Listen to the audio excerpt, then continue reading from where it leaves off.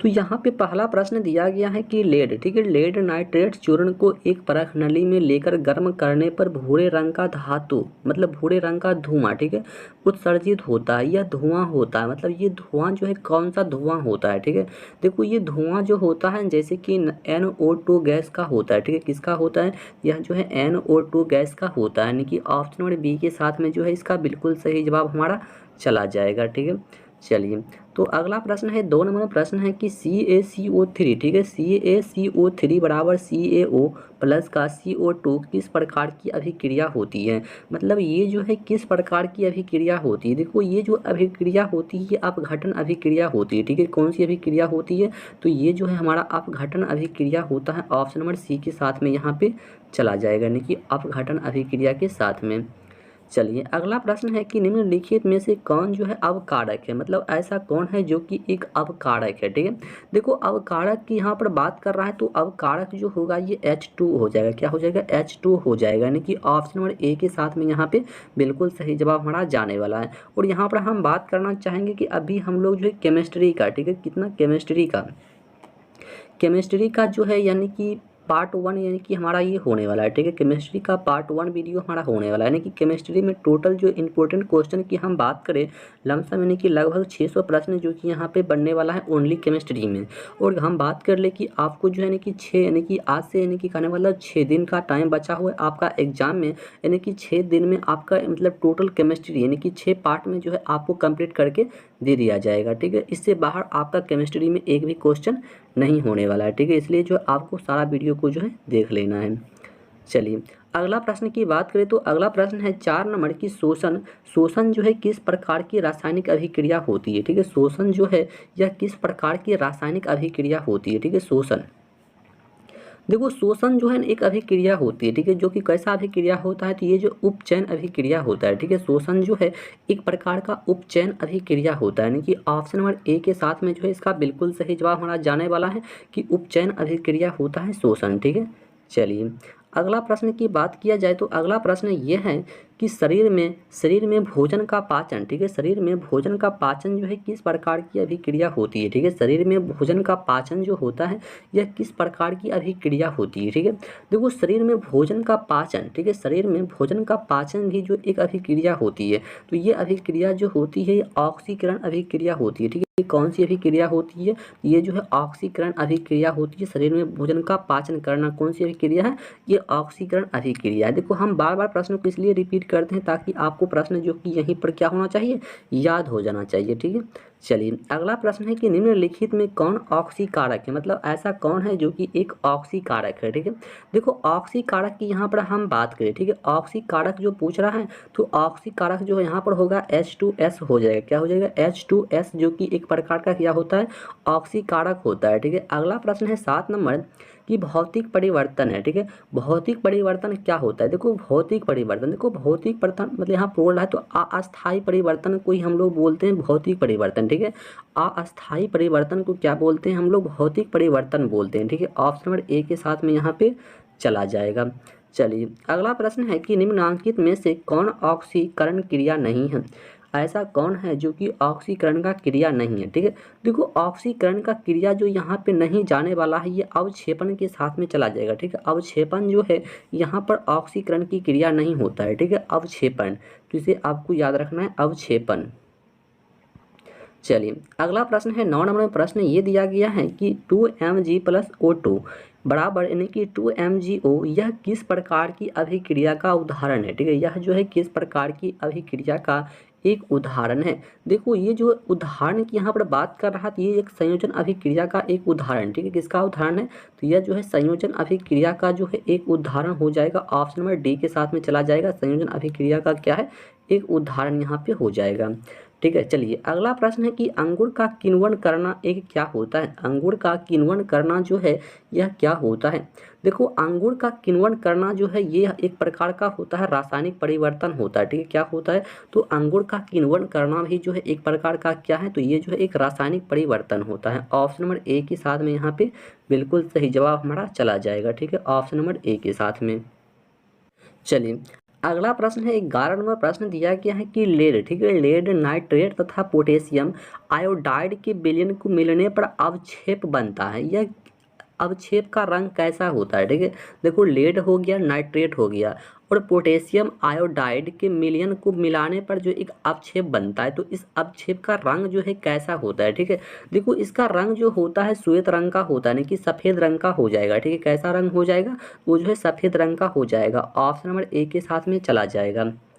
चलिए अगला प्रश्न की बात किया जाए तो अगला प्रश्न है कि निम्नलिखित में से कौन रेडॉक्स अभिक्रिया है? ठीक है, ऐसा कौन है जो कि एक रेडॉक्स अभिक्रिया है? देखो रेडॉक्स अभिक्रिया हो जाएगा यानी कि H2 + Cl2 बराबर 2HCl, जो कि ये क्या है? एक प्रकार का रेडॉक्स अभिक्रिया ये हो जाएगा। ठीक है, चलिए अगला प्रश्न की बात किया जाए तो अगला प्रश्न है कि कॉपर चूर्ण को वायु में गर्म करने पर, ठीक है, कॉपर चूर्ण को वायु में जब हम लोग गर्म करने पर उसे सतह पर कॉपर, ठीक है, ऑक्साइड की एक परत जम जाती है, तो इस परत का रंग जो है कैसा हो जाता है? ठीक है, जब कॉपर जो होता है, कॉपर चूर्ण को वायु में गर्म करने पर, ठीक है, उसकी सतह पर कॉपर ऑक्साइड की एक परत जम जाती है, तो इस परत का रंग जो है कैसा हो जाता है, ये आपको बताना है। देखो इसका रंग जो हो जाता है ना, वो काला यानी कि ब्लैक हो जाता है। ठीक है, कैसा रंग हो जाता है? तो वो जो है ना ब्लैक रंग का हो जाता है। ठीक है, आपको याद रखना है कैसा रंग हो जाएगा, तो वो जो है ना ब्लैक रंग का हो जाएगा। ठीक है, थोड़ा रंग को यहाँ जो हम लोग मोटा कर लेते हैं। ठीक है, चलिए अगला प्रश्न है 14 नंबर प्रश्न दिया गया है। तो प्रश्न यह है कि जब देखो मैग्नीशियम के रिबन को, ठीक है, मैग्नीशियम रिबन को रेगमाल से रगड़कर दहन प्रक्रिया की जाती है, क्योंकि ऐसा क्यों किया जाता है? ये आपसे पूछ रहा है। देखो ऐसा इसलिए किया जाता है क्योंकि मैग्नीशियम रिबन की सतह पर से जो मैग्नीशियम ऑक्साइड की पहली परत को हटाया जाता है। ठीक है, तो ये इसका बिल्कुल सही जवाब वहाँ चला जाएगा ऑप्शन नंबर बी के साथ में। ठीक है, ऑप्शन नंबर बी के साथ में। चलिए अगला प्रश्न है कि नमक के घोल में सिल्वर नाइट्रोट का घोल डालने पर दही जैसा अवक्षेप उत्पन्न होता है। यह कौन सी अभिक्रिया है? ठीक है, यह जो है कौन सी अभिक्रिया है? नमक के घोल में सिल्वर नाइट्रेट का घोल डालने पर दही जैसा अवक्षेप उत्पन्न होता है, तो यह कौन सी अभिक्रिया हो जाएगा? देखो ये कौन सी अभिक्रिया हो जाएगा, तो यहाँ पर बात कर रहा है, तो ये जो है अवक्षेपण अभिक्रिया हो जाएगा। ठीक है, कौन सा अभिक्रिया हो जाएगा? तो ये जो है अवक्षेपण अभिक्रिया हो जाएगा। ऑप्शन नंबर सी के साथ यदि आप बता रहे हैं तो आपका बिल्कुल सही जवाब यहाँ पर हो जाएगा अवक्षेपण अभिक्रिया। ठीक है, चलिए अगला प्रश्न है 16 नंबर की मैग्नीशियम की दहन के फलस्वरूप मैग्नीशियम ऑक्साइड प्राप्त किया जाता है, तो इस ऑक्साइड का रंग जो है कैसा होता है? ठीक है, इस ऑक्साइड का रंग जो होगा, इस ऑक्साइड का रंग जो है कैसा हो जाएगा? देखो इस ऑक्साइड का रंग जो होगा ना, ये उजला टाइप का हो जाएगा। ठीक है, कैसा रंग हो जाएगा? ये जो है ना उजला रंग का हो जाएगा। ऑप्शन नंबर सी के साथ में चला जाएगा, उजला रंग के साथ में यहाँ पे हो जाएगा। ठीक है, चलिए तो अगला प्रश्न की यहाँ पर बात किया जाए तो अगला प्रश्न है 17 नंबर की, जिस अभिक्रिया में, ठीक है, जिस अभिक्रिया में अवक्षेप का निर्माण होता है, ठीक है, अवक्षेप का निर्माण होता है, उस अभिक्रिया को क्या कहा जाता है? ठीक है, जिस अभिक्रिया में अवक्षेप का निर्माण होता है उस अभिक्रिया को क्या कहा जाता है? देखो उसे क्या कहा जाता है, तो उसे जो है ना जैसे कि अवक्षेपण अभिक्रिया कहा जाता है। ठीक है, उसे क्या कहा जाता है? तो उसे जो है अवक्षेपण अभिक्रिया कहा जाता है। ऑप्शन नंबर बी के साथ में यहाँ पे चला जाएगा। ठीक है, ऑप्शन नंबर बी के साथ में। चलिए अगला प्रश्न यहाँ पर है 18 नंबर। ठीक है, तो 18 नंबर में प्रश्न यह है कि निम्नांकित में से कौन ऑक्सीकारक नहीं है? ठीक है, ऐसा कौन है जो कि एक ऑक्सीकारक नहीं है? देखो ऑक्सीकारक जो है यहाँ पर H2 जो है ना, ये ऑक्सीकारक नहीं होता है। ठीक है, और H2 जो होता है ये ऑक्सीकारक नहीं होता है। ठीक है, चलिए अगला प्रश्न है कि रासायनिक समीकरण अभिक्रिया का मतलब रूप क्या होता है? रासायनिक समीकरण अभिक्रिया का रूप जो है ये कैसा रूप का होता है? ठीक है, इसका रूप जो है ये क्या होता है? देखो इसका रूप होता है संक्षिप्त रूप। तो कैसा रूप होता है? इसका रूप जो होता है ये संक्षिप्त रूप का होता है, यानी कि ऑप्शन नंबर ए के साथ में चला जाएगा, संक्षिप्त रूप के साथ में। चलिए अगला प्रश्न यह है कि संगमरमर, ठीक है, तो संगमरमर का रासायनिक सूत्र जो है ये क्या होता है? ठीक है, संगमरमर का रासायनिक सूत्र जो होता है ये क्या होता है? देखो इसका सूत्र होता है CaCO3। क्या होता है? CaCO3, जो कि संगमरमर का रासायनिक सूत्र होता है। ठीक है, चलिए अगला प्रश्न यह है कि निम्नांकित में कौन जो है ऑक्सीकारक नहीं है? ठीक है, ऐसा कौन है जो कि ऑक्सीकारक नहीं है? देखो ऑक्सीकारक जो है नहीं है, अवक्षेपण जो होता है ये ऑक्सीकारक नहीं होता है। ठीक है, अवक्षेपण जो होता है ये क्या होता है? तो ये ऑक्सीकारक नहीं होता होता है, ठीक है। तो इसे आपको जो है याद रखना है।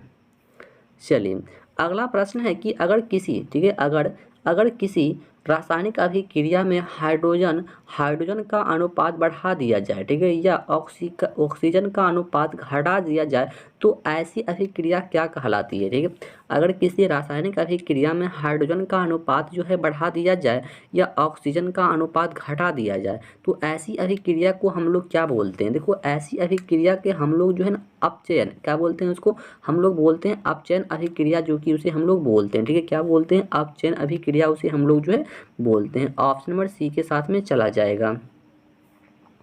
चलिए तो अगला प्रश्न ये है कि सूर्य के प्रकाश की, ठीक है, सूर्य के प्रकाश की उपस्थिति में पौधा जैसे कि CO2 हो गया H2O से अपना भोजन यानी कि ग्लूकोज तैयार करते हैं। यह निम्न में से कौन सी क्रिया होता है, मतलब ये कौन सी क्रिया होता है, ठीक है। देखो ये क्रिया जो होता है ये प्रकाश रासायनिक क्रिया होता है, ठीक है। कौन सी क्रिया होता है, ये प्रकाश रासायनिक क्रिया होता है। ऑप्शन नंबर डी के साथ में चला जाएगा।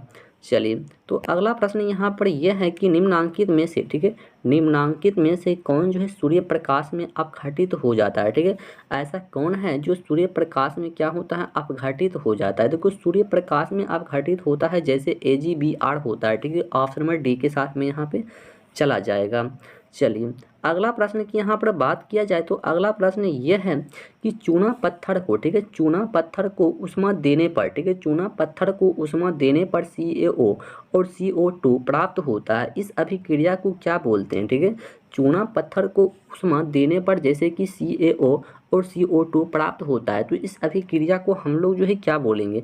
देखो इस अभिक्रिया को जो है ना हम लोग बोलते हैं, क्या बोलते हैं, वियोजन अभिक्रिया, ठीक है। क्या बोलते हैं, तो उसे हम लोग जो है ना बोलते हैं वियोजन अभिक्रिया बोलते हैं, ठीक है। तो आपको याद रखना है वियोजन अभिक्रिया, ऑप्शन नंबर सी के साथ में।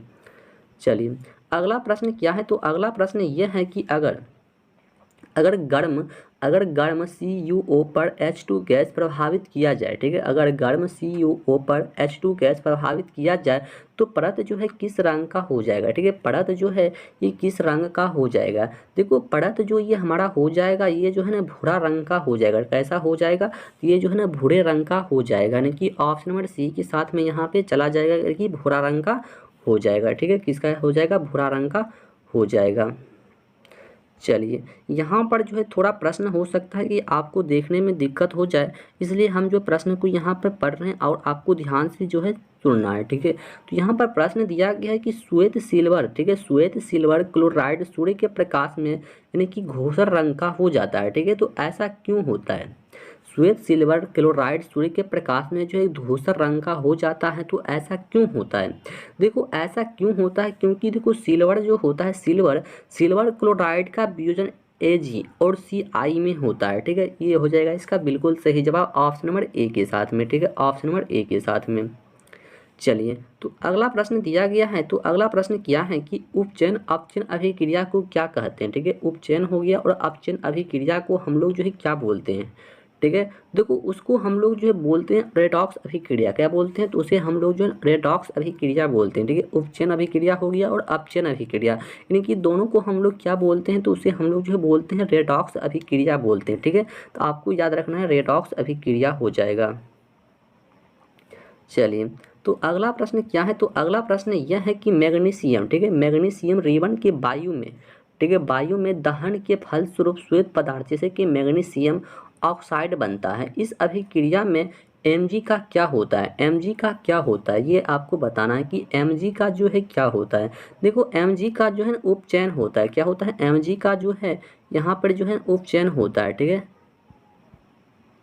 Mg का जो है यहाँ पे जो होता है उपचयन होता है, यानी कि ऑप्शन नंबर बी के साथ में यहाँ पे चला जाएगा कि Mg का जो है उपचयन होता है, ठीक है, Mg का उपचयन होता है।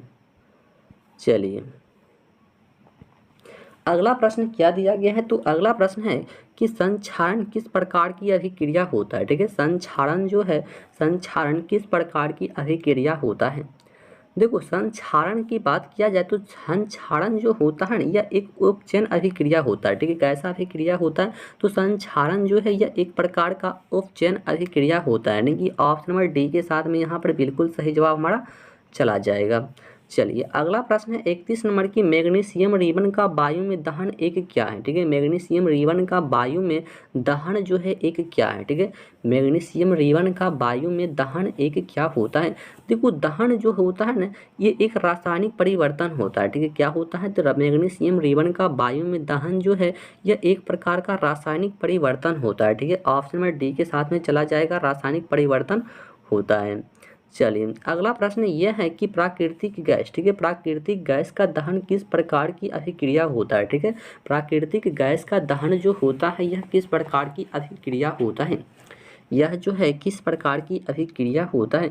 देखो ये जो होता है जैसे कि ऊष्माक्षेपी अभिक्रिया, क्या होता है, तो ऊष्माक्षेपी अभिक्रिया होता है। ठीक है, प्राकृतिक गैस का दहन किस प्रकार की अभिक्रिया होता है, ये ऊष्माक्षेपी अभिक्रिया होता है। ऑप्शन नंबर सी के साथ में चला जाएगा। चलिए अगला प्रश्न है 33 नंबर की, जिन रासायनिक अभिक्रियाओं में, ठीक है, जिस रासायनिक अभिक्रियाओं में उत्पाद के साथ ऊष्मा उत्पन्न होती है तो उसे हम लोग क्या बोलते हैं। ठीक है, कि जिस रासायनिक अभिक्रिया में उत्पाद के साथ ऊष्मा उत्पन्न होती है तो उसे हम लोग जो है क्या बोलेंगे। देखो उसे हम लोग जो है ना ऊष्माक्षेपी अभिक्रिया बोलेंगे। क्या बोलेंगे, तो उसे हम लोग जो है ना ऊष्माक्षेपी अभिक्रिया बोलेंगे। यानी कि ऑप्शन नंबर बी के साथ में जो इसका बिल्कुल सही जवाब हमारा चला जाएगा। चलिए अगला प्रश्न दिया गया है कि जैसे 34 नंबर प्रश्न है कि मैग्नीशियम रिबन के दहन होने पर किस प्रकृति की लौ उत्पन्न होती है। ठीक है, फिर से आपको प्रश्न को यहाँ पर सुनना हो सकता है, यहाँ पर आपको प्रश्न सही से दिखाई नहीं पड़ रहा होगा। ठीक है, तो यहाँ पे प्रश्न यह है कि मैग्नीशियम रिबन के दहन होने पर किस प्रकृति की लौ उत्पन्न होती है। ठीक है, किस प्रकृति का लौ जो है ये उत्पन्न होती है। तो ये देखो श्वेत और क्या होता है, श्वेत हो गया। ठीक है, श्वेत आपको याद रखना, यानी कि श्वेत हो जाएगा और एक चमकदार हो जाएगा, यानी कि श्वेत और चमकदार जो है ये उत्पन्न होता है। ठीक है, लो जो उत्पन्न होता है श्वेत और प्रकाश रंग का होता है। ठीक है, ऑप्शन नंबर सी के साथ में। चलिए अगला प्रश्न है कि जिंक तथा लेड, ठीक है, जिंक हो गया और लेड कॉपर की अपेक्षा मतलब ये कैसा होता है। ठीक है, जिंक तथा लेड कॉपर की अपेक्षा जो है ये कैसा होता है। देखो कॉपर की अपेक्षा हम बात करें तो ये अधिक क्रियाशील होता है। ठीक है, ये जो है ना अधिक क्रियाशील होता है। जिंक तथा लेड कॉपर की अपेक्षा जो है ये अधिक क्रियाशील होता है, यानी कि ऑप्शन नंबर बी के साथ में यहाँ पे जो है चला जाएगा। चलिए यहाँ पे आपको प्रश्न जो है ध्यान से पढ़ना और समझना है। प्रश्न यह है कि निम्नांकित में ऊष्माक्षेपी अभिक्रिया जो है ये कौन है। ठीक है, इन सभी में से ऊष्माक्षेपी अभिक्रिया जो है कौन सा है। देखो ऊष्माक्षेपी अभिक्रिया जो यहाँ पर होगा जैसे कि C+O2 यानी कि -CO2+ का ऊष्मा, यानी कि ऑप्शन नंबर ए के साथ में जो है यहाँ पर बिल्कुल सही जवाब हमारा चला जाएगा, यानी कि ऑप्शन नंबर ए के साथ में। ठीक है, ऑप्शन नंबर ए के साथ में। चलिए अगला प्रश्न है 37 नंबर की, वे अभिक्रियाएं जिनमें अभिकारकों के बीच, ठीक है, जिनमें अभिकारकों के बीच आयनों का आदान प्रदान होता है उन्हें क्या कहते हैं। ठीक है, वैसी अभिक्रिया जिसमें अभिकारकों के बीच आयनों का आदान प्रदान होता है उसे हम लोग जो है क्या बोलते हैं। देखो उसे हम लोग जो है ना द्वितीय विस्थापन अभिक्रिया बोलते हैं। क्या बोलते हैं उसे हम लोग जो है, यानी कि द्वितीय विस्थापन अभिक्रिया बोलते हैं, यानी कि ऑप्शन नंबर सी के साथ में जो है यहाँ पे बिल्कुल सही जवाब चला जाएगा। चलिए तो अगला प्रश्न है 38 नंबर में प्रश्न दिया गया है। तो प्रश्न क्या है, तो प्रश्न यह है कि निम्नांकित में से कौन सी सूचना रासायनिक समीकरण से प्राप्त नहीं होती है। मतलब निम्नांकित में से ऐसी कौन सी सूचना है जो रासायनिक समीकरण से प्राप्त नहीं होती है। देखो रासायनिक समीकरण से प्राप्त नहीं होती है कि प्रतिक्रिया का रंग जो होता है ना, प्रतिक्रिया का रंग ये जो है ना प्राप्त नहीं होता है। ठीक है, रासायनिक समीकरण से जो है प्रतिक्रिया का रंग जो होता है ये प्राप्त नहीं होता है, यानी कि ऑप्शन नंबर ए के साथ में यहाँ पर बिल्कुल सही जवाब चला जाएगा। चलिए तो अगला प्रश्न है 39 नंबर की, जैसे कि 2Mg+ का O2, ठीक है, डैश हो जाएगा 2MgO। यह रासायनिक समीकरण किस प्रकार का समीकरण है। ठीक है, यह समीकरण जो है किस प्रकार का समीकरण है ये आपको बताना है। देखो यह एक प्रकार का समीकरण होता है जो कि क्या होता है, संतुलित समीकरण होता है। ठीक है, कैसा समीकरण है, तो यह जो है संतुलित समीकरण है। ठीक है, संतुलित समीकरण ऑप्शन नंबर बी के साथ में चला जाएगा कि संतुलित समीकरण हो जाएगा। चलिए तो अगला प्रश्न है 40 नंबर की, बेरियम हाइड्रोक्साइड और अमोनियम, ठीक है, क्लोराइड को 2:1 के अनुपात में मिलाने पर पात्र जो कि ये ठंडा हो जाता है, तो यह किस अभिक्रिया का उदाहरण है। ठीक है, जब बेरियम हाइड्रोक्साइड हो गया और अमोनिया क्लोराइड को 2:1 के मतलब मिलाने पर, ठीक है, पात्र जो है ठंडा हो जाता है। तो यह किस अभिक्रिया का एक उदाहरण है? देखो ये किस अभिक्रिया का एक उदाहरण है? तो ये ऊष्माशोषी अभिक्रिया का जो है एक उदाहरण है। ठीक है, कैसी अभिक्रिया का उदाहरण है? तो ये जो है ऊष्माशोषी अभिक्रिया का जो है ना एक उदाहरण है। ऑप्शन नंबर बी के साथ में चला जाएगा। चलिए यहाँ पे प्रश्न देखना है कि Fe2, ठीक है, Fe2 और क्या है O3 प्लस का Al2Al डैश Al2O3 प्लस का 2Fe, यह अभिक्रिया किस प्रकार की अभिक्रिया है? ठीक है, यह अभिक्रिया जो है किस प्रकार की अभिक्रिया हो जाएगा? देखो ये अभिक्रिया जो होगा ना, ये अभिक्रिया हमारा जो किसके साथ जाएगा? देखो ये अभिक्रिया हमारा किसके साथ चला जाएगा? देखो यह अभिक्रिया जो होगा विस्थापन अभिक्रिया हो जाएगा। कैसा अभिक्रिया होगा? तो ये जो है विस्थापन अभिक्रिया हो जाएगा। ऑप्शन नंबर डी के साथ में चला जाएगा। चलिए अगला प्रश्न है 42 नंबर की, किसी अभिक्रिया में, ठीक है, किसी अभिक्रिया में भाग लेने वाले पदार्थ क्या कहलाते हैं?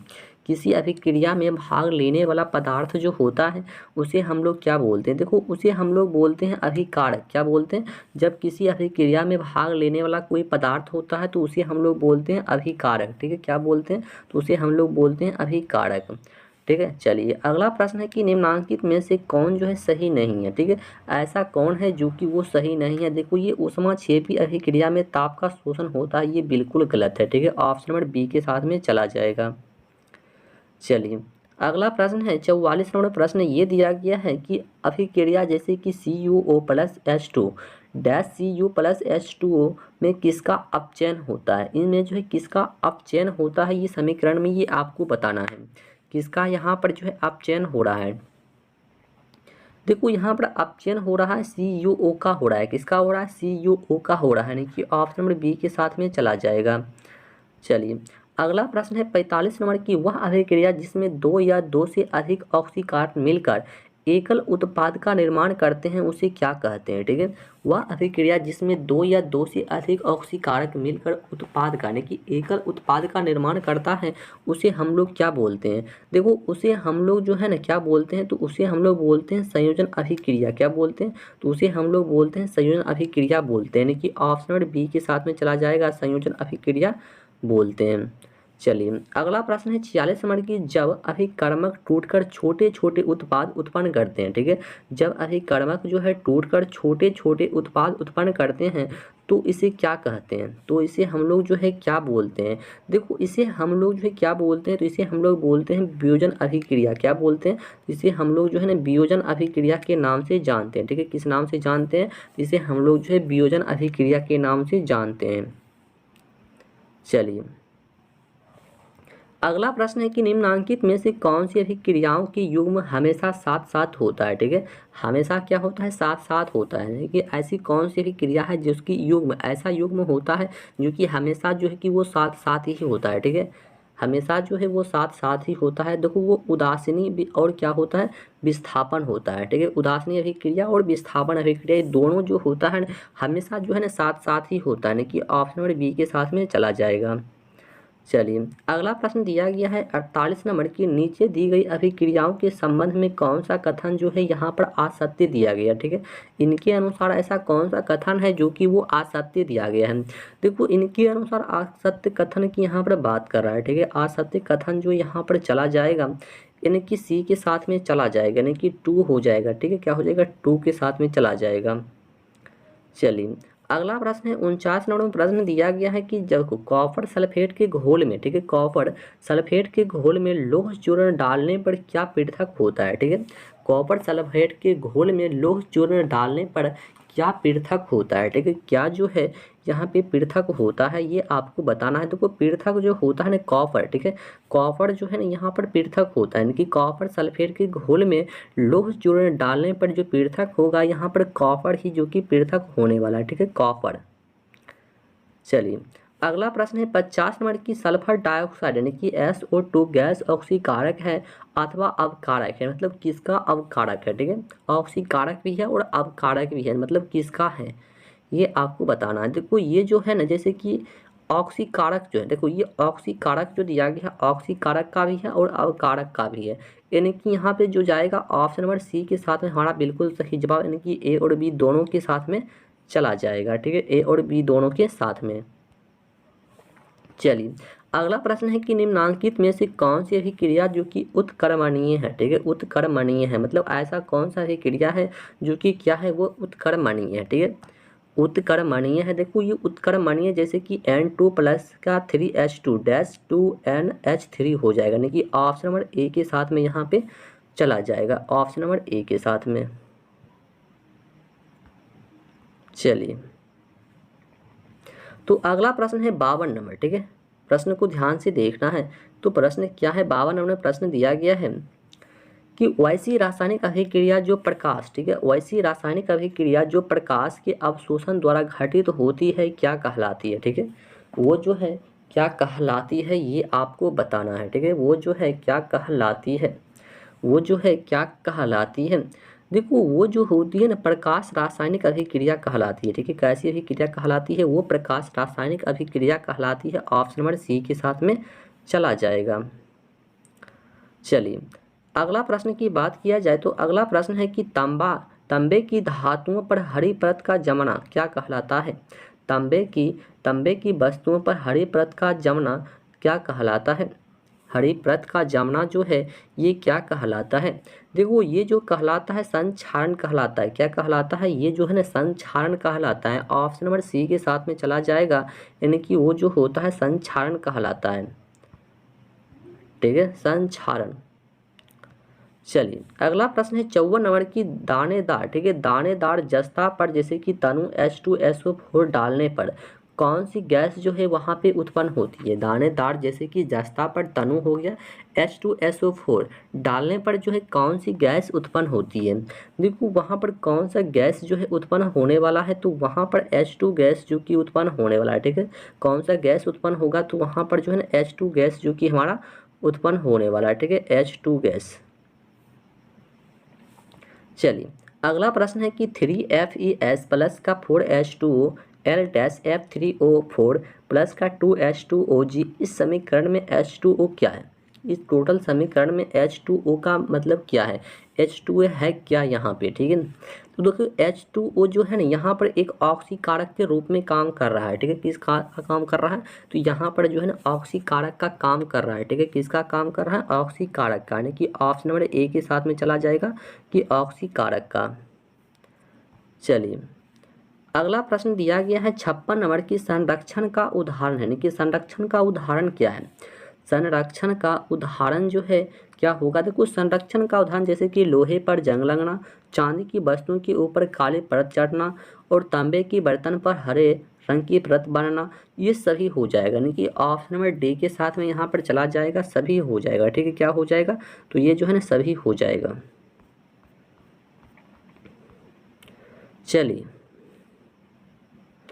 अगला प्रश्न है 57 नंबर, क्या दिया गया है कि साग सब्जियों का विघटित होकर कंपोस्ट बनना। ठीक है, साग सब्जियों का घटित होकर कंपोस्ट बनना किस अभिक्रिया का उदाहरण है। ठीक है, यह जो है किस अभिक्रिया का एक उदाहरण है। देखो यह जो होता है ना ऊष्माक्षेपी अभिक्रिया का एक उदाहरण होता है। ठीक है, कैसा उदाहरण है, ये ऊष्माक्षेपी अभिक्रिया का ही जो है एक उदाहरण होता है। चलिए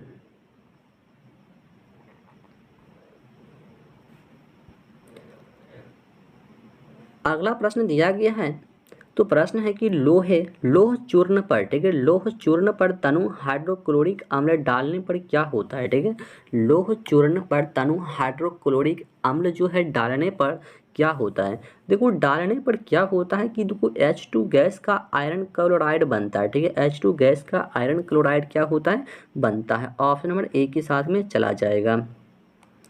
चलिए अगला प्रश्न है, प्रश्न ये दिया गया है कि लेड नाइट्रेट के घोल में पोटेशियम आयोडाइड का घोल मिलाने पर क्या बनता है। ठीक है, लेड नाइट्रेट के घोल में पोटेशियम आयोडाइड का घोल, ठीक है, डालने पर यानी कि मिलाने पर क्या बनता है।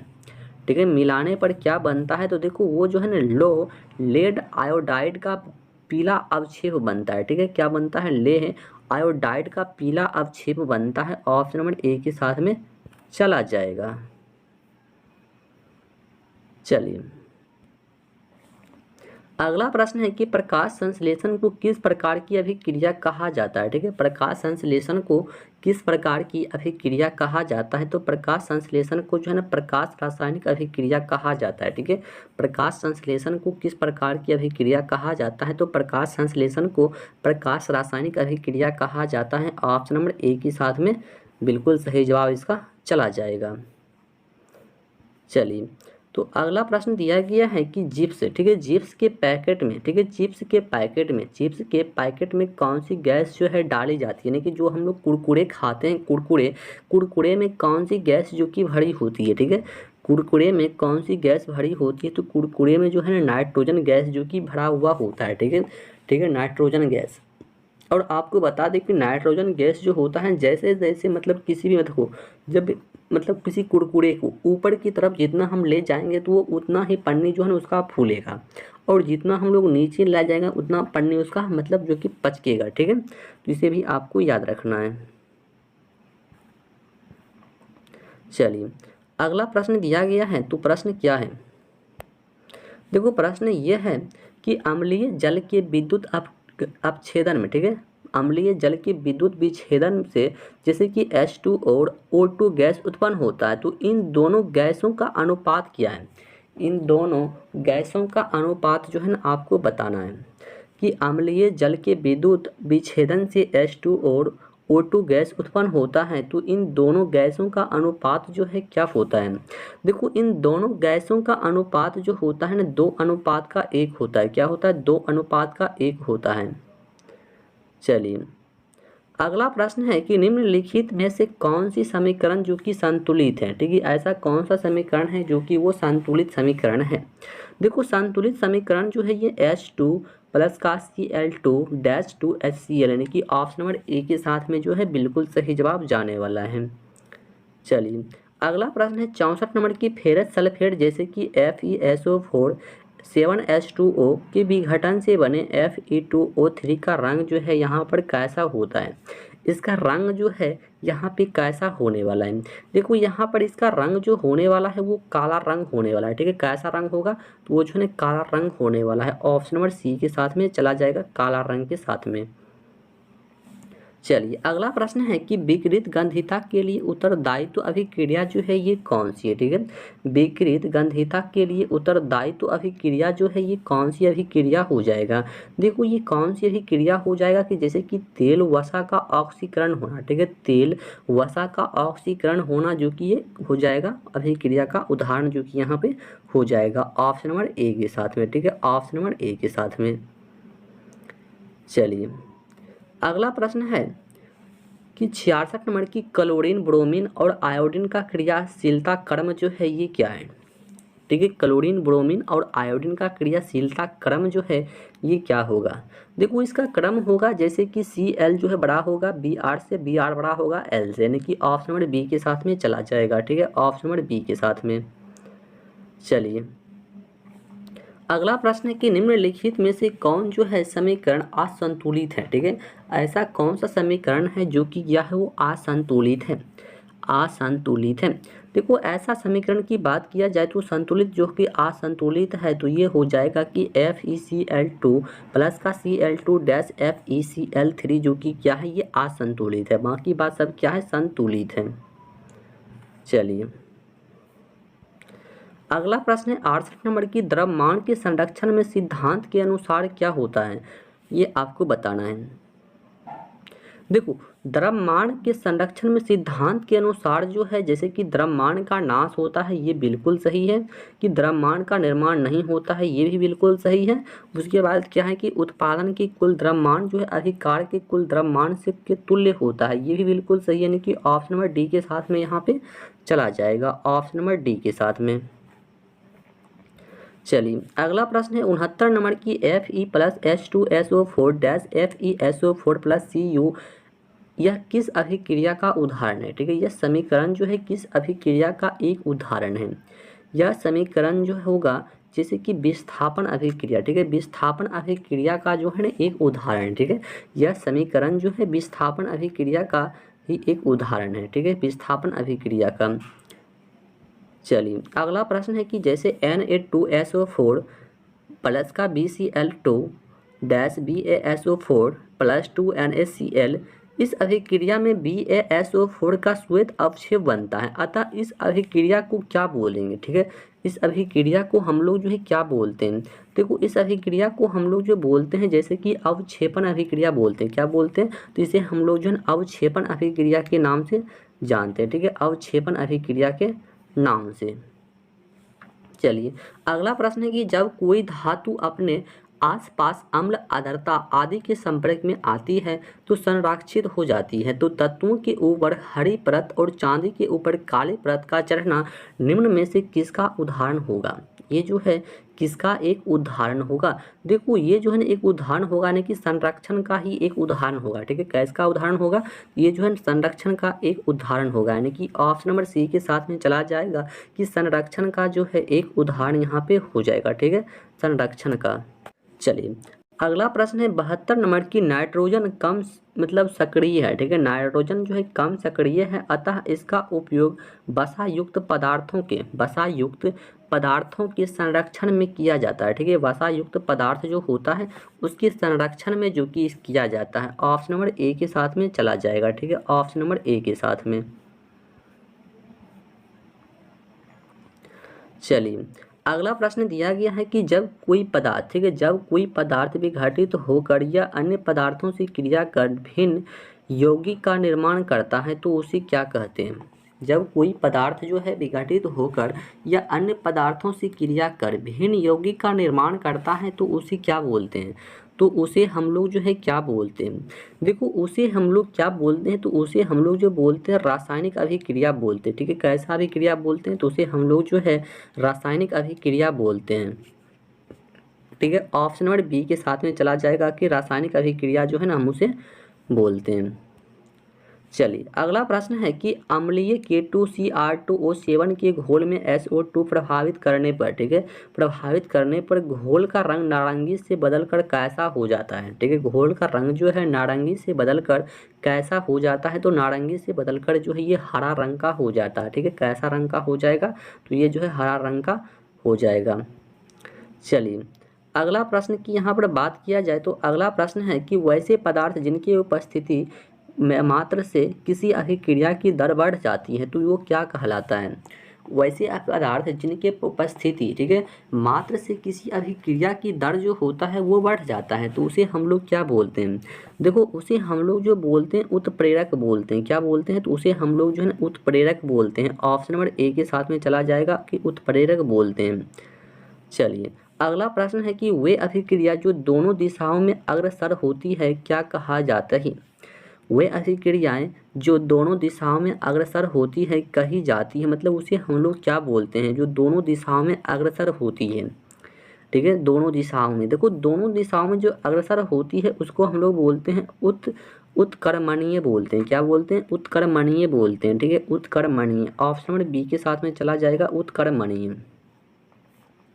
चलिए अगला प्रश्न है 77 नंबर की वैसी रासायनिक अभिक्रिया जो एक ही दिशा में अग्रसर होती है कही जाती है। देखो वहाँ पर दोनों दिशा में पूछ रहा था और यहाँ पर एक ही दिशा में होगा तो उसको हम लोग क्या बोलेंगे। देखो जहाँ पर एक ही दिशा में होगा उसे हम लोग बोलेंगे अनुकर्मणीय। ठीक है, क्या बोलेंगे, अनुकर्मणीय बोलेंगे। ठीक है, और जो दोनों दिशा में होगा तो उसको क्या बोलेंगे, उत्कर्णीय बोलेंगे। ठीक है, दोनों दिशाओं के लिए। चलिए अगला प्रश्न है 78 नंबर प्रश्न दिया गया है कि जैसे कि 2HI, ठीक है, जैसे कि परावैंगनिक के साथ रिएक्शन करता है तो H2 गैस जैसे कि प्लस का L2 गैस या अभिक्रिया क्या सूचित करता है। ये जो है अभिक्रिया जो है क्या मतलब किस चीज़ को सूचित कर रहा है, या अभिक्रिया जो है किस चीज़ को सूचित कर रहा है। तो ये देखो किसको सूचित कर रहा है, प्रकाशीय अपघटन को कर रहा है। ठीक है, किसको कर रहा है, तो प्रकाशीय अपघटन को कर रहा है। ऑप्शन नंबर ए के साथ में चला जाएगा। चलिए अगला प्रश्न है कि वह निम्नतम तापक्रम जिस पर कोई पदार्थ जलना प्रारंभ करता है तो उसे उस पदार्थ का क्या कहा जाता है। तो उसे उस पदार्थ का क्या कहा जाता है। देखो उसे उस पदार्थ का जो है यानी कि ज्वलन ताप कहा जाता है। ठीक है, क्या कहा जाता है? तो उसे उस पदार्थ का जो है ज्वलन ताप कहा जाता है। यानी कि ऑप्शन नंबर बी के साथ में चला जाएगा कि उसे उस पदार्थ का जो है ज्वलन ताप कहा जाता है। ठीक है, ज्वलन ताप। चलिए अगला प्रश्न है कि ज्वाला एक क्षेत्र है जहाँ गैसीय पदार्थ जल का उत्पन्न करती है। ठीक है, ज्वाला एक क्षेत्र है जहाँ गैसीय पदार्थ जल कर उत्पन्न करता है, जल कर उत्पन्न करता है। देखो जल कर उत्पन्न करता है जैसे कि कौन करता है? तो जैसे कि ताप हो गया और प्रकाश हो गया। यानी कि यहाँ पर डी चला जाएगा ऑप्शन नंबर डी के साथ में कि बी और सी जो है यहाँ पे दोनों हो जाएगा। ठीक है, बी और सी जो है दोनों हो जाएगा। चलिए अगला प्रश्न है कि सीएनजी की कौन कौन अवयव है? यानी कि सीएनजी के अवयव जो है क्या होगा? सीएनजी का अवयव, देखो सीएनजी का अवयव जैसे कि मीथेन हो गया, इथेन हो गया, प्रोपेन हो गया, all of these. Option number D के साथ में जो है यहाँ पे चला जाएगा ऑल ऑफ दीज के साथ में। चलिए अगला प्रश्न है कि एलपीजी के मुख्य घटक जो है ये कौन कौन है? ठीक है, एलपीजी के मुख्य घटक जो है ना आपको बताना है। एलपीजी के मुख्य घटक जो होता है ये एथिल मरकैप्टन होता है। क्या होता है? एथिल मरकैप्टन होता है। ऑप्शन नंबर बी के साथ में चला जाएगा। चलिए अगला प्रश्न है कि चूना से दीवारों पर सफेदी करने पर बिना बुझा हुआ चूना, ठीक है, वायुमंडलीय CO2 से अभिक्रिया कर एक ठोस चमकदार पदार्थ बनाता है जो दीवार को मजबूत चमकदार बनाता है, वह क्या है? वह जो है क्या होता है? देखो वह जो होता है जैसे कि CaCO3, क्या हो जाएगा? CaCO3 हो जाएगा। ऑप्शन नंबर ए के साथ में चला जाएगा। ठीक है, ऑप्शन नंबर ए के साथ में। चलिए अगला प्रश्न है कि प्राकृतिक गैस का दहन किस प्रकार की अभिक्रिया होती है? प्राकृतिक गैस का दहन जो होता है वह किस प्रकार की अभिक्रिया होता है? देखो प्राकृतिक गैस का दहन जो होता है वो जो है ना ऊष्माक्षेपी अभिक्रिया का एक उदाहरण होता है। ठीक है, ऊष्माक्षेपी अभिक्रिया का ही एक उदाहरण होता है। यानी कि ऑप्शन नंबर सी के साथ में चला जाएगा। चलिए अगला प्रश्न है कि निम्न में से कौन जो है सूर्य के प्रकाश में अपघटित होता है? ऐसा कौन है जो सूर्य के प्रकाश में अपघटित होता है? देखो सूर्य के प्रकाश में जो अपघटित होता है जैसे कि AgBr, क्या हो जाएगा? AgBr हो जाएगा। ऑप्शन नंबर डी के साथ में चला जाएगा। ठीक है, ऑप्शन नंबर डी के साथ में। चलिए अगला प्रश्न है कि शुष्क बुझा हुआ चूना पर क्लोरीन गैस की क्रिया से कौन सा पदार्थ बनता है? ठीक है, क्लोरीन गैस से कौन सा पदार्थ जो है बनता है? देखो क्लोरीन गैस से जो है ना विरंजक चूर्ण बनता है। क्या बनता है? तो वहाँ पर जो है ना विरंजक चूर्ण बनता है। ऑप्शन नंबर ए के साथ में चला जाएगा, विरंजक चूर्ण बनता है। चलिए अगला प्रश्न है कि लिटमस रंजक बैंगनी रंग का होता है जो निकाला जाता है। लिटमस रंग जो है ये बैंगनी रंग का होता है जो निकाला जाता है, मतलब किससे निकाला जाता है? देखो ये जो है निकाला जाता है ये लाइकेन से निकाला जाता है। ठीक है, किससे निकाला जाता है? तो ये जो है लाइकेन से निकाला जाता है। ऑप्शन नंबर ए के साथ में चला जाएगा कि लाइकेन से जो है इसे निकाला जाता है। चलिए अगला प्रश्न है कि कठोर जल को मृदु जल बनाने के लिए सोडियम के किस यौगिक का उपयोग किया जाता है? ठीक है, कठोर जल को मृदु जल बनाने के लिए सोडियम के किस यौगिक का जो है वहाँ पर प्रयोग किया जाता है? देखो सोडियम की यौगिक जो होता है Na2CO3 का प्रयोग जो कि किया जाता है। ठीक है, किसका प्रयोग किया जाता है? तो Na2CO3 का जो कि यहाँ पर किया जाता है। ऑप्शन नंबर बी के साथ में चला जाएगा। चलिए अगला प्रश्न है कि निम्नलिखित में से कौन जो है विजातीय यौगिक है? मतलब विजातीय यौगिक जो है ये कौन होगा? देखो विजातीय यौगिक की यहाँ पर बात किया जाए तो विजातीय यौगिक जैसे कि प्लास्टर ऑफ पेरिस, क्या हो जाएगा? प्लास्टर ऑफ पेरिस जो है ये एक विजातीय यौगिक होता है। ऑप्शन नंबर डी के साथ में। चलिए अगला प्रश्न है 90 नंबर की निम्नलिखित में pH का कौन सा मान जो है क्षारक विलयन का मान देता है? ठीक है, क्षारक विलयन का जो है ये मान देता है। देखो क्षारक विलयन का मान जो है ये कौन देता है? देखो क्षारक विलयन का मान जो है ये 13 देता है। ठीक है, कौन देगा? यानी कि 13, यानी कि ऑप्शन नंबर डी के साथ में चला जाएगा, 13 के साथ में। चलिए अगला प्रश्न है कि सोडियम हाइड्रोक्साइड का pH मान जो है लगभग कितना होता है? सोडियम हाइड्रोक्साइड का pH मान जो है ये कितना होता है? देखो सोडियम हाइड्रोक्साइड का pH मान जो होता है ये 14 होता है। कितना होता है? तो सोडियम हाइड्रोक्साइड का pH मान जो है ये 14 होता है। ठीक है, कितना? 14 होता है। चलिए अगला प्रश्न दिया गया है, तो 92 नंबर प्रश्न है कि निम्नलिखित में से कौन जो है यहाँ पे सही दिया गया, ठीक है। ऐसा कौन सा समीकरण है जो कि वो सही है। देखो सही समीकरण जो यहाँ पर दिया गया है कि Na2CO3 10H2O जो है ये मतलब एक फॉर्मूला होता है, ये बिल्कुल सही है, यानी कि ऑप्शन नंबर बी के साथ में चला जाएगा। चलिए अगला प्रश्न है कि चूना पत्थर, खड़िया एवं संगमरमर किसका एक विविध रूप है, ठीक है। किसका जो है यह एक विविध रूप है। चूना पत्थर, खड़िया और संगमरमर किसका जो है ये विविध रूप है। किसका जो है ये विविध रूप है। देखो ये विविध रूप जो पूछ रहा है तो ये CaCO3 का हो जाएगा। किसका हो जाएगा, CaCO3 का हो जाएगा, यानी कि ऑप्शन नंबर डी के साथ में चला जाएगा।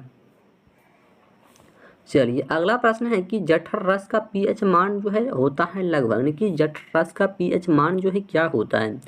जठर रस का पीएच मान जो होता है ना ये 12 होता है। कितना होता है, ये जो है 12 होता है। जठर रस का पीएच मान जो है लगभग कितना होता है, तो ये जो है ना 12 होता है, यानी कि ऑप्शन नंबर ए के साथ में चला जाएगा कि 12 होता है, ठीक है। जठर रस का पीएच मान कितना हो जाएगा, तो जठर रस का पीएच मान जो होगा ये 12 जो कि हमारा हो जाएगा। चलिए अगला प्रश्न है कि नीला थोथा, ठीक है, नीला थोथा का रासायनिक सूत्र क्या होता है। देखो महत्वपूर्ण इंपॉर्टेंट प्रश्न, ठीक है, कि नीला थोथा का रासायनिक सूत्र जो कि कई एग्जाम में जो है यहाँ से प्रश्न पूछा गया है। देखो नीला थोथा का रासायनिक सूत्र जो होता है ना CuSO4, ठीक है, CuSO4 इंटू 5H2O क्या होता है, CuSO4 इंटू 5H2O जो कि ये नीला थोथा का रासायनिक सूत्र होता है, ठीक है। तो इसे आपको याद रख लेना है। चलिए अगला प्रश्न है कि सोडियम कार्बोनेट के जलीय घोल में, ठीक है, मिथाइल ऑरेंज का घोल मिलाने पर रंग जो है परिवर्तित होकर किस रंग का हो जाता है। रंग जो है परिवर्तित होकर किस रंग का जो है ये हो जाता है, ठीक है, किस रंग का हो जाता है। देखो ये रंग का हो जाता है ना कि पीला रंग का हो जाता है। किस रंग का हो जाता है, तो ये जो है ना पीला रंग का हो जाता है। चलिए अगला प्रश्न दिया गया है कि चीनी का रासायनिक सूत्र क्या होता है। चीनी का रासायनिक सूत्र जो है ये क्या होता है, तो चीनी का रासायनिक सूत्र होता है C12H22O11, ठीक है, यानी कि ऑप्शन नंबर सी के साथ में चला जाएगा C12H22O11 जो कि चीनी का रासायनिक सूत्र होता है, ठीक है, चीनी का रासायनिक सूत्र। चलिए अगला प्रश्न है कि विद्युत अपघटन में इलेक्ट्रॉन मुक्त होता है, ठीक है, विद्युत अपघटन में इलेक्ट्रॉन जो है ये मुक्त होता है, यानी कि कहाँ पे होता है, कहाँ पे होता है। देखो ये जो है ना मुक्त होता है एनोड पर होता है। कहाँ पर होता है, एनोड पर। विद्युत अपघटन में इलेक्ट्रॉन जो है मुक्त होता है ये एनोड पर होता है, ठीक है, ये एनोड पर। चलिए अगला प्रश्न है कि निम्नलिखित में से कौन जो है प्रबल भस्म है, ठीक है, ऐसा कौन है जो कि एक प्रबल भस्म है। देखो प्रबल भस्म जो होगा ना, प्रबल भस्म ये KOH हो जाएगा। क्या हो जाएगा, KOH हो जाएगा, ठीक है, KOH जो कि प्रबल भस्म हो जाएगा। चलिए अगला प्रश्न की बात किया जाए तो अगला प्रश्न है कि उदासीन विलयन का pH मान जो है कितना होता है, ठीक है, उदासीन विलयन का pH मान जो होगा ये कितना हो जाएगा। देखो उदासीन विलयन का pH मान जो होता है ये 7 होता है। और 101 नंबर में प्रश्न दिया गया है कि 101 में प्रश्न है कि जल में घुलनशील भस्म क्या कहलाता है। जल में जो घुलनशील भस्म होता है उसको क्या बोला जाता है। देखो उसको हम लोग बोलते हैं क्षार। क्या बोलते हैं, क्षार बोलते हैं। तो कहने का मतलब यह है कि अभी हम लोग जो है टोटल, ठीक है, यानी कि टोटल जो 101 प्रश्न जो कि हम लोग कवर किए हैं। कितना, 101 प्रश्न को कवर किए हैं। और ये हम टारगेट लेकर चल रहे हैं, ठीक है, कि आपको जो है ना जैसे कि यहाँ पर 600 प्रश्न दिया गया है ना कि 6 वीडियो में जो है ना हम लोग यहाँ पर कंप्लीट कर लेंगे, ठीक है। कितने वीडियो में, तो 6 वीडियो जो कि आपके लिए केमिस्ट्री का आने वाला है, ठीक है। तो 6 वीडियो यदि आप लोग देख लेते हैं तो केमिस्ट्री का आपका एक भी क्वेश्चन जो कि एग्जाम में जो कि छूटने वाला नहीं है, ठीक है। इसलिए जो कि आपको केमिस्ट्री का हर एक वीडियो जो है देखना है। और आपको जो है 6 वीडियो जो कि कंपलसरी सिर्फ जो है ये केमिस्ट्री का ही मिलने वाला है, ठीक है। तो चलिए मिलते हैं फिर से नेक्स्ट वीडियो में, तब तक के लिए जय हिंद।